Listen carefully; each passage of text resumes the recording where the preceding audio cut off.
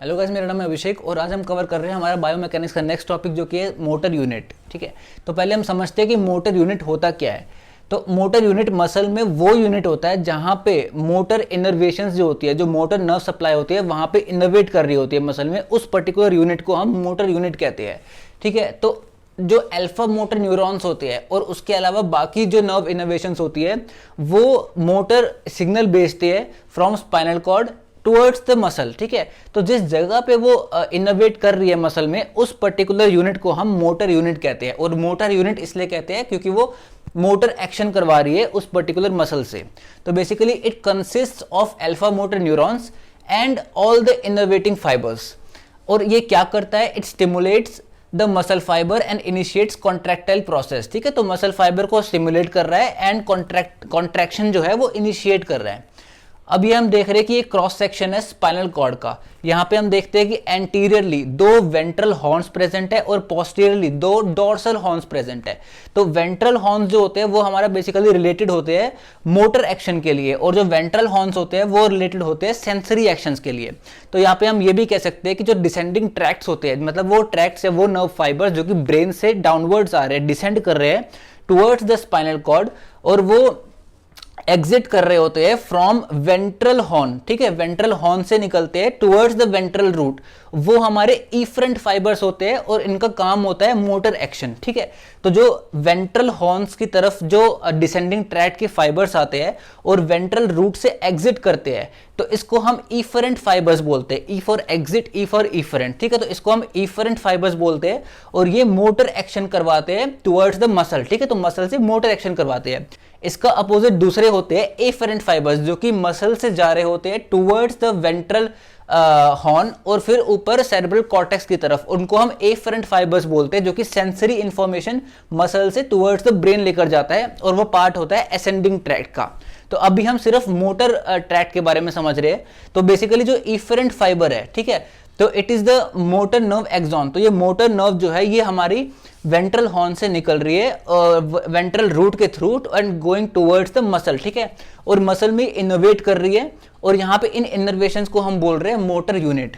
अब यहाँ पे हम देखते हैं कि जो मोटर यूनिट्स है वो लार्ज मसल्स में भी होते हैं और स्मॉल मसल्स में भी होते हैं। तो बेसिकली लार्ज मोटर यूनिट्स होते हैं या फिर स्मॉल मोटर यूनिट्स होते हैं।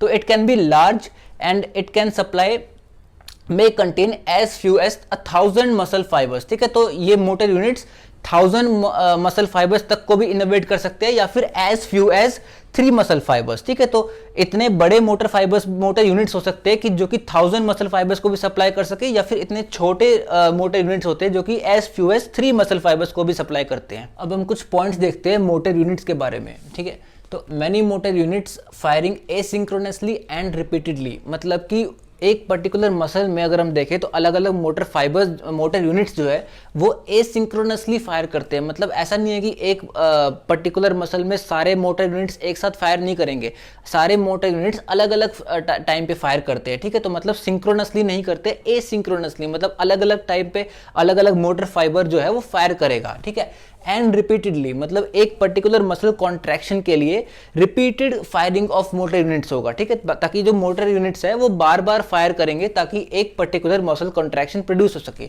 तो asynchronously and repeatedly which is resulting in contraction of the entire muscle, जिसकी वजह से जो मसल है वो पूरा का पूरा कॉन्ट्रैक्ट होगा। दूसरा पॉइंट है कि number of motor units activated और frequency of their activation decides the magnitude of contraction of the entire muscle. मतलब कि एक पर्टिकुलर मसल में कितने number of motor units activate हो रहे हैं एक पर्टिकुलर कॉन्ट्रैक्शन के टाइम पे, एंड उनकी फ्रीक्वेंसी क्या है कि कितनी जल्दी, कितने ज्यादा number of motor units activate हो रहे हैं, वो डिसाइड करते हैं कि जो मसल कॉन्ट्रैक्शन है वो कितनी स्ट्रांग होगी या कितनी स्ट्रांग नहीं होगी। ठीक है, तो ये किस पे डिपेंड करता है? हमारा number of motor units getting activated and उनकी फ्रीक्वेंसी पे कि कितनी जल्दी, कितने ज्यादा number of motor units activate होते हैं, ये डिसाइड करते हैं कि कितना स्ट्रांगली एक मसल कॉन्ट्रैक्शन होगा। It varies muscle to muscle. ठीक है, and even it varies individual to individual. तभी हम देखते हैं कि एक इंडिविजुअल में ज्यादा स्ट्रेंथ है, मतलब वो ज्यादा अमाउंट ऑफ फोर्स प्रोड्यूस कर पा रहा है उस मसल से, एज कम्पेयर टू दूसरा इंडिविजुअल जो कि इतना फोर्स प्रोड्यूस नहीं कर पा रहा है उस मसल से, ठीक है। ये इसलिए है क्योंकि जो एक इंडिविजुअल है जो ज़्यादा फोर्स प्रोड्यूस कर पा रहा है वो उसमें ज़्यादा number of motor units activate हो रहे हैं एंड उनकी जो फ्रीक्वेंसी ऑफ फायरिंग है मोटर यूनिट्स की वो ज़्यादा तेज है as compare to the other individual. एक और पॉइंट है कि diversity of motor units it depends upon, मतलब कि मोटर यूनिट्स जो है उनकी डाइवर्सिटी वो कितने अलग अलग तरह से इफेक्ट दिखाते हैं अपना, वो किस पे डिपेंड करता है, depends upon neuron cell body, ठीक है, उसकी सेल बॉडी जो है न्यूरॉन की, diameter of the axon, number of muscle fibres and type of muscle fibres, ठीक है, कितने नंबर ऑफ मसल फाइबर्स को वो इनोवेट कर रहा है एंड किस टाइप के मसल फाइबर्स को इनोवेट कर रहा है। तो ये सारे फैक्टर्स है जो कि डिसाइड करते हैं कि अलग अलग मोटर यूनिट्स जो है वो कितना किस तरह से इफेक्ट करेंगे अपना। अगला पॉइंट है हमारा है कि मसल्स फॉर फाइन मूवमेंट, कि मतलब फाइन मूवमेंट के लिए, फॉर एग्जांपल आई मूवमेंट्स, वहां पे हम देख रहे हैं कि हमें ज़्यादा स्ट्रेंथ की ज़रूरत नहीं है, ठीक है, हमें फाइन मूवमेंट्स चाहिए बेसिकली। तो वहां पे they have small motor units, वहां पे हम देखेंगे कि स्मॉल मोटर यूनिट्स प्रेजेंट होंगे जिनका स्मॉल सेल बॉडी होगी एंड स्मॉल डायमीटर एक्सॉन होगा।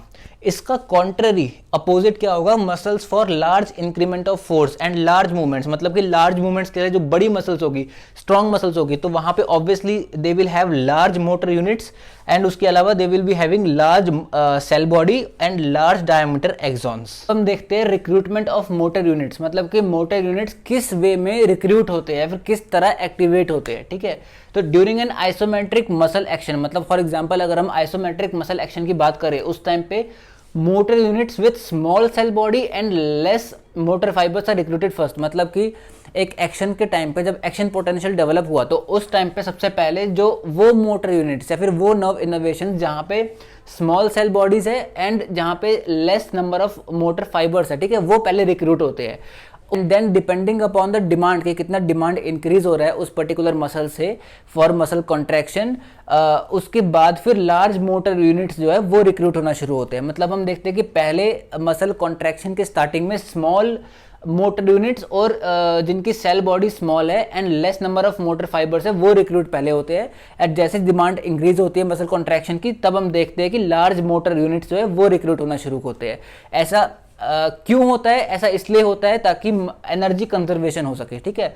This recruitment strategy is called size principle of motor unit recruitment, ठीक है। तो इस स्ट्रेटेजी को कि जिस तरह से मोटर यूनिट जो है वो रिक्रूट होते हैं, इस स्ट्रेटेजी को हम बोलते हैं size principle of motor unit recruitment, ठीक है। तो मोटर यूनिट के रिक्रूटमेंट के लिए साइज प्रिंसिपल के सबसे पहले स्मॉल मोटर यूनिट्स जो है वो एक्टिवेट हो रहे हैं और बाद में जो लार्ज मोटर यूनिट्स है वो एक्टिवेट हो रहे हैं। एंड ये हमारा इसलिए होता है ताकि एनर्जी कंजर्वेशन हो सके, ठीक है, ताकि एनर्जी कंजर्व रहे। वीडियो देखने के लिए थैंक यू।